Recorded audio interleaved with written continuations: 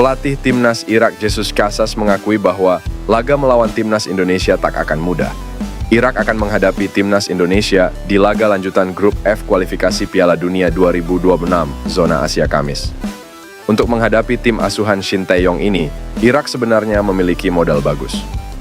Pasalnya, Irak pada leg pertama yang berlangsung November lalu, mereka mengalahkan timnas Indonesia 5-1.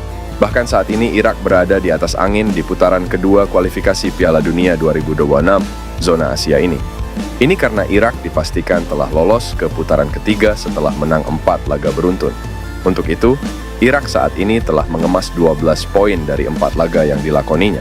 Oleh karena itu, Irak sebenarnya sudah di atas angin pada laga melawan timnas Indonesia ini. Akan tetapi, Jesus Casas tak ingin menganggap mudah lawan skuad Garuda ini. Pelatih asal Spanyol tersebut bahkan menyebut pertandingan melawan timnas Indonesia ini bakal sulit. Menurutnya, Jordi Amat dan kawan-kawan merupakan tim yang kuat. Untuk itu, pertandingan tak akan mudah nantinya. Apalagi timnas Indonesia akan tampil di hadapan ribuan suporternya langsung, sehingga mereka diyakini bakal memiliki semangat lebih besar. Saya pikir besok adalah pertandingan sulit dalam ronde ini, karena saya pikir Indonesia adalah tim yang kuat, ujar Jesus Casas. Shin Tae-yong akan mainkan Jay Itzes di laga krusial timnas Indonesia versus Irak. Sebelumnya, pada Selasa 28 Mei 2024, Shin Tae-yong mengonfirmasi Jay Itzes absen di laga timnas Indonesia versus Irak. Penyebabnya karena kondisi tubuh Jay Itzes takkan dalam kondisi optimal, mengingat baru tiba di Indonesia pada hari ini. Namun, apa yang disampaikan Shin Tae-yong bisa saja sebuah strategi agar Irak lengah. Sebab, sebelumnya Shin Tae-yong mengonfirmasi ada 2 pemain yang absen melawan Tanzania pada Minggu 2 Juni 2024, yakni Jay Itzes dan Justin Hubner. Penyebabnya tentu karena Jay Itzes dan Justin Hubner masih memiliki agenda bersama klub masing-masing. Namun, di luar dugaan, Justin Hubner berangkat ke Indonesia lebih cepat dan tampil di babak kedua laga timnas Indonesia versus Tanzania. Bukan tak mungkin hal yang sama dialami Jay Itzes saat bersua Irak. Jika Jay Itzes dalam kondisi bugar, bek bertinggi 190 cm ini berpotensi turun di babak kedua.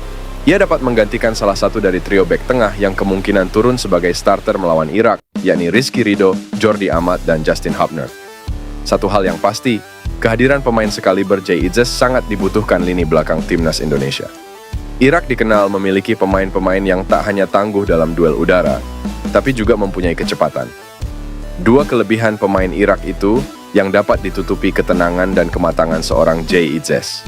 Jay Itzes pun dalam kepercayaan diri tinggi, mengingat baru saja mengantarkan sang klub Venezia FC promosi ke Serie A 2024-2025. Menarik menanti apakah Jay Itzes bakal diturunkan Shin Tae-yong atau tidak di laga timnas Indonesia versus Irak. Elkan Bagot muncul ke publik menjelang timnas Indonesia tampil di babak kualifikasi Piala Dunia 2026 zona Asia setelah namanya diabaikan oleh Shin Tae-yong. Sang bek tengah berusia 21 tahun tidak dipanggil oleh Shin Tae-yong untuk 2 pertandingan penting yang dihadapi timnas Indonesia di kualifikasi Piala Dunia 2026 zona Asia. Sang bek kepunyaan Ipswich Town tersebut tidak menjawab panggilan STY untuk membela timnas Indonesia U23 pada Mei lalu. Dalam wawancara pada pekan lalu ketika memimpin latihan timnas Indonesia untuk pertama kalinya jelang FIFA Matchday Juni 2024, Shin Tae-yong sempat menyinggung nama Elkan. Dia ditanyakan tentang alasan tidak memanggil Elkan Bagot. Namun, STY menolak untuk menjawabnya dengan meminta wartawan agar menanyakannya secara langsung kepada Elkan.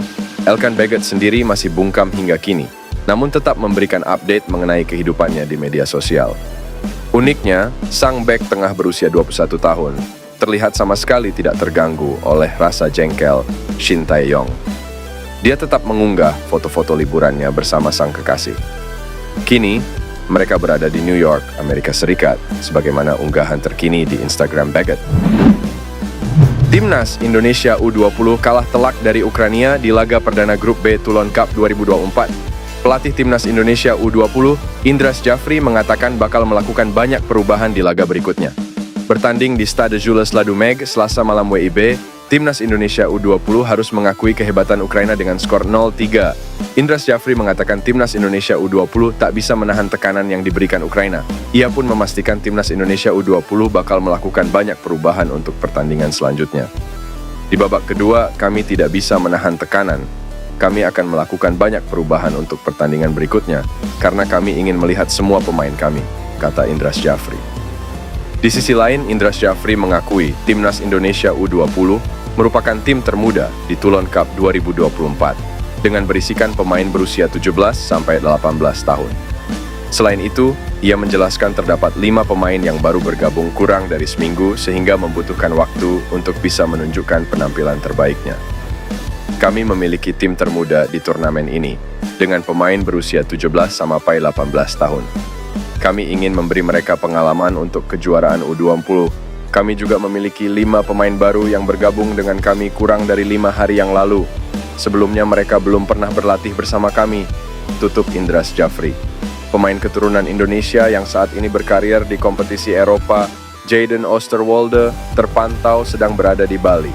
Hal ini diketahui dari unggahan Instagram story Jayden Oosterwolde pada Selasa siang WIB. Jayden Oosterwolde terlihat sedang duduk di kursi yang mengarah langsung ke kolam renang dan laut. Berdasarkan keterangan video yang dibagikan pemain Liga 1 Turki, Fenerbahce tersebut, dia sedang berada di Uluwatu, Bali. Belum diketahui maksud dan tujuan pemain berusia 23 tahun mengunjungi Indonesia, apakah hanya berlibur atau mengurus naturalisasi. Jayden Oosterwolde merupakan pemain berposisi bek kiri yang memiliki darah Indonesia, Belanda, dan Suriname. Dia lahir di Zwolle, Belanda pada 26 April 2001 dan kini memperkuat klub Liga 1 Turkis Fenerbahce. Pemain yang pernah memperkuat Parma di Liga Italia ini sempat mendapat tawaran dari PSSI untuk dinaturalisasi beberapa waktu lalu. Namun tawaran memperkuat timnas Indonesia ditolak oleh Jayden Oosterwolde. Ketua Umum PSSI, Erick Thohir, akan membawa kasus Marten Paes ke Pengadilan Arbitrase Olahraga. Ia bahkan yakin akan memenangi di tingkat tertinggi tersebut.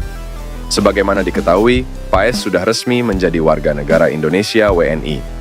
Namun, kiper FC Dallas itu masih belum bisa membela timnas Indonesia karena proses perpindahan federasi dari KNVB Belanda ke PSSI belum tuntas.